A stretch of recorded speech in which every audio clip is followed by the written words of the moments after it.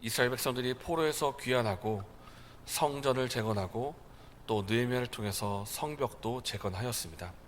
이제 남은 것은 그들의 마음과 신앙의 회복이라고 했습니다. 그 신앙을 다시 한번 주님께로 돌이켜 회복하는 것이 필요한데, 그 내용이 어제의 본문인 느헤미야 8장과 오늘의 본문 9장입니다. 어제 우리가 묵상했던 것처럼 이스라엘 백성이 일곱째 달 첫째 날에 일제에 모여서 에스라를 통해서 하나님 말씀을 들었습니다. 그리고 시간이 지나서 오늘 본문 24째 날에 24일에 백성들이 또 한 번 모였습니다. 왜 모였겠습니까? 함께 모여서 회개하기 위해서 모인 것입니다. 사실 이스라엘 백성들이 어제 본문인 8장에서 에스라를 통해 말씀을 들을 때부터 그들의 마음속에는 애통함과 슬픔이 있었습니다. 내가 말씀 앞에 서보니까 정말 지금까지 하나님과 멀어진 삶을 살고 있었구나. 내가 정말 하나님 앞에서 잘못된 삶을 살았었구나 하는 애통함과 회개하는 마음이 이전에 말씀을 들을 때부터 있었지만은 그때는 울지 말라 그랬습니다.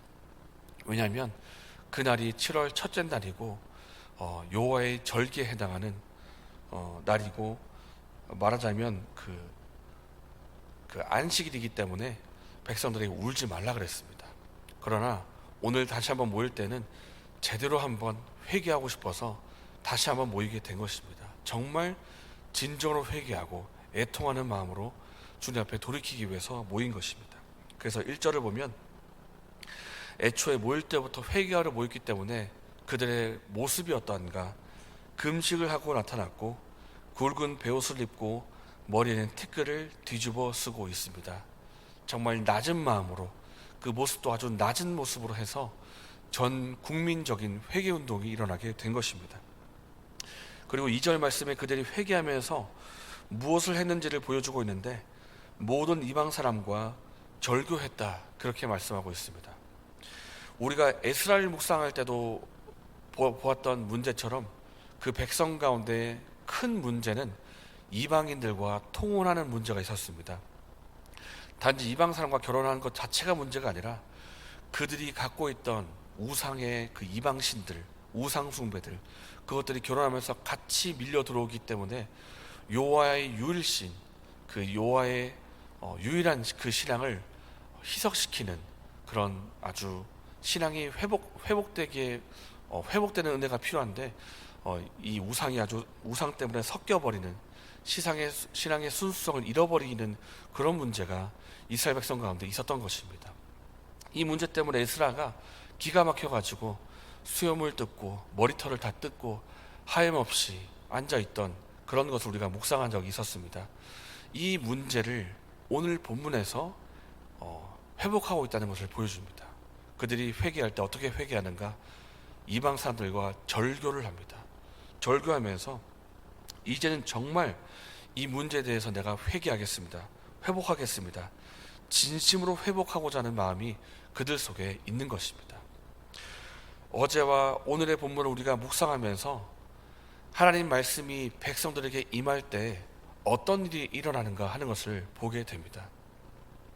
말씀이 임하면 변화가 일어나게 됩니다. 그들의 마음부터 변화가 일어납니다.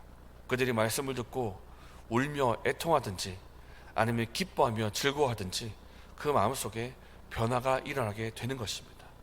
그 마음의 변화와 함께 생각의 변화, 마음의 변화, 삶의 변화까지 일어나게 되는 것입니다. 그 삶의 변화가 바로 오늘 2절 말씀에 이방인과 절교하는 모습으로 나타난다는 것입니다. 그렇다면 우리 자신에게 한번 질문해 보기 원합니다. 이 삶의 변화를 일으키는 이 하나님 말씀이 오늘 저 여러분에게는 임하고 계십니까?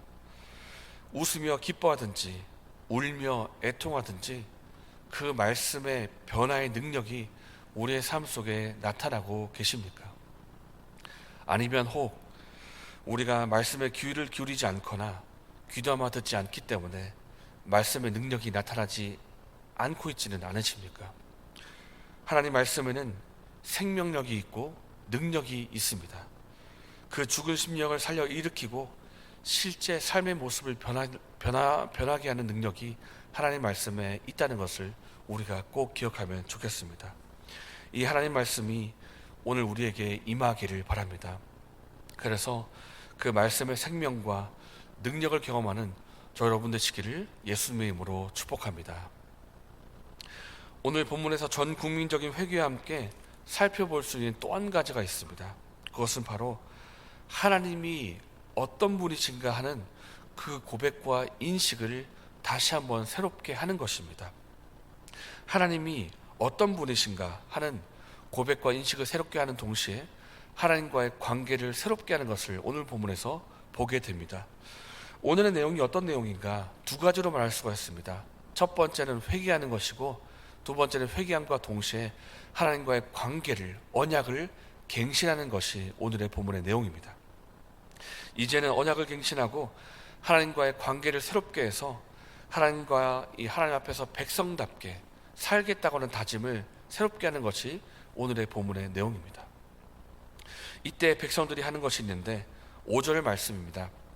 하나님을 찬양하면서 이스라엘 역사 가운데 하나님이 어떤 분이신지를 다시 한번 고백하는 것입니다. 하나님이 어떤 분이신가? 하나님께서 만물의 창조주시고 이스라엘에게 구원을 베푸시는 분이시고, 그리고 백성과 언약을 맺고 그들을 보살피고 인도하는 분이라는 것을 다시 한번 기억하는 그 고백과 인식을 다시 하는 것을 보게 됩니다. 그렇게 함과 동시에 우리가 그 하나님 앞에서 얼마나 큰 죄악을 지었는가 고백하고 회개하는 것이 오늘의 본문인 것입니다. 우리가 하나님이 어떤 분이신가를 바르게 고백하고 인식하는 것이 굉장히 중요합니다. 때때로 우리가 세상을 살아가면서 하나님을 향한 고백을 잃어버릴 때가 있습니다. 하나님이 분명히 창조주이시고 만물의 주관자이시고 나의 구원자이시고 오늘날 나를 보살피는 것이 분명한데도 불구하고 그 고백을 잃어버릴 때가 있다는 것입니다. 언제 잃어버립니까? 우리가 세상을 살아가면서 세상이 너무나 커 보일 때, 그리고 세상을 살아가면서 내가 만나게 된 크고 작은 문제가 내게 너무 커 보일 때 하나님은 너무나 작아 보이고 문제는 너무나 커 보이고, 그래서 마치 세상이 온 모든 것을 주관하는 것 같고 세상에 있는 돈이 내 삶을 흔드는 것처럼 착각할 때가 있다는 것입니다. 그래서 우리가 하나님을 향한 고백과 인식을 다시 한번 되새겨야 될 필요가 있습니다. 저는 회개가 무엇이라고 생각하는가? 제 자리를 찾아가는 것이라고 생각합니다. 제 자리를 찾는 것. 하나님은 하나님의 자리에 계시게 하고 나는 나의 자리에 돌아가고 세상은 세상의 자리에 바로 두는 것, 그것이 바로 회개라고 생각합니다. 우리가 지금까지 세상을 살면서 세상을 하나님의 자리에 놓거나 하나님을 다른 자리에 내려놓았다면 그 자리를 다시 한번 회복하는 것이 회개라고 저는 생각합니다. 그래서 우리가 하나님을 향한 고백과 인식을 되찾고 새롭게 해야 되는 것입니다. 우리가 오늘 기도하러 나왔는데요, 우리가 기도할 때 하나님을 향한 고백을 회복할 때 우리의 기도의 내용도 달라지는 것을 보게 됩니다. 기도하기 전에 하나님을 한번 찬양해 보시길 바랍니다. 하나님이 어떤 분이신가?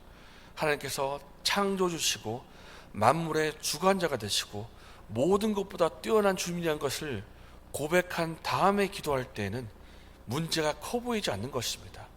하나님이 커 보이고 문제는 작아 보이고 하나님이 하실 수 있다는 믿음이 생기고 하나님께서 하신 그 말씀대로 반드시 이루실 것이라는 믿음이 생기기 때문에 우리의 기도의 내용도 달라지게 되는 것입니다. 그래서 사랑하는 여러분, 우리가 하나님을 향한 고백과 인식을 다시 한번 회복하기를 원합니다. 하나님을 향한 인식을 회복하고 하나님을 향한 찬양과 예배를 또한 회복하기를 원합니다. 그래서 우리의 마음에 우리의 삶에 회복되는 은혜가 있기를 예수님의 이름으로 축복합니다. 이 시간 말씀을 가지고 이렇게 기도하기를 원합니다. 하나님, 우리가 진심으로 주님 앞에 돌아가기를 원합니다. 주님 앞에 돌아가되 단지 생각만 돌아가는 것이 아니라 우리의 마음도 회복하고 삶도 변화가 일어날 수 있도록 은혜를 베풀어 주시옵소서. 하나님을 향한 찬양과 예배를 회복하게 하여 주시고 하나님을 향한 고백과 인식을 회복하여서 그 회복의 능력과 은혜가 우리 삶 속에 진정으로 임하게 해달라고 기도하면 좋겠습니다. 이렇게 기도하시고 개인적인 제목으로 기도하신 후에 자유롭게 돌아가시겠습니다.